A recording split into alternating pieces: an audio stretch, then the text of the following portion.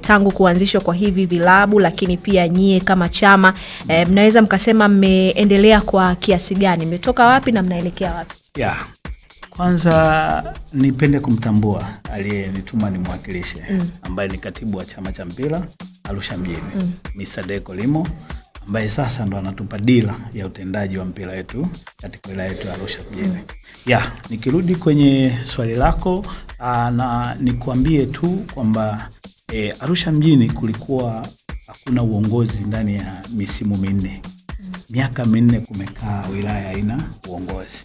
Mpaka sisi tulipokuja kuchaguliwa na kupata uongozi wa kuongoza wilaya ya Arusha mjini. Nyakati zote za miaka minne ambapo uongozi haukuwepo, kulikuwa hakuna timu ya Arusha ambayo ina survive.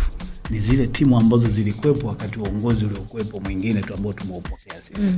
Sasa tizama, miaka minne bila ligi, miaka minne bila maendeleo ya soka, pasipo shughuli yoyote ya soka katika wilaya.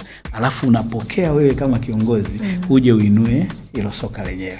Lakini nashukuru Mungu tumefanya vizuri toka tumeingia madarakani. Ligi zote zinachezwa kwa malengo chanya kabisa kwa kufuata miongozo.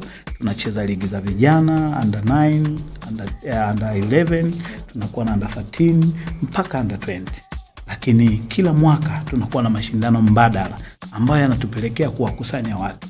Kulingana na yale mashindano ambayo yako kitaratibu tunayoyasimamia, au tunapokuja na mabonanza tunawaelekeza kutengeneza ule uhalisia wa mpira ili jiji letu la Arusha liendelee kuwa bora katika soka. Lakini ukiangalia mafanikio ya mpira ni kwa nini tunajivunia. Leo nikukumbushe tu kwamba kwenye misimu yetu mitatu ya uongozi tumetoa bingwa anayetoka wilayani kwetu na kuwa bingwa wa mkoa. Kila mtoka tumeingia madarakani, tumeanzisha ligi kwa mara ya kwanza, bingwa aliyekuwa bingwa wetu wa kwanza amepata kuwa bingwa wa mkoa. Kwa hiyo unaona sasa maendeleo kwamba viongozi tunajipanga, tunaweka mikakati mizuri na kujadiliana na vilabu ili tuweze kufikia yale malengo ya kuondesha mpira wetu Arusha kuwa kwenye standard chanya. Lakini leo tunapozungumza hapa tumekaa, IAA sisi tuliwashauri kwa mara ya kwanza, hebu njooni kwenye ligi. Kwa sababu mnacheza kama chuo kujifurahisha. Njooni kwenye ligi rasmi. Tulipowashauri wakaelewa, tukawapa mwongozo wa administration kwamba mpira unaongozwa kwa mifumo hii. Leo hii IAA tunazungumza, amekuwa bingwa wa wilaya, amekuwa bingwa wa mkoa, amekuwa bingwa wa RSL. Leo tunazungumza amekwenda first league, daraja la pili.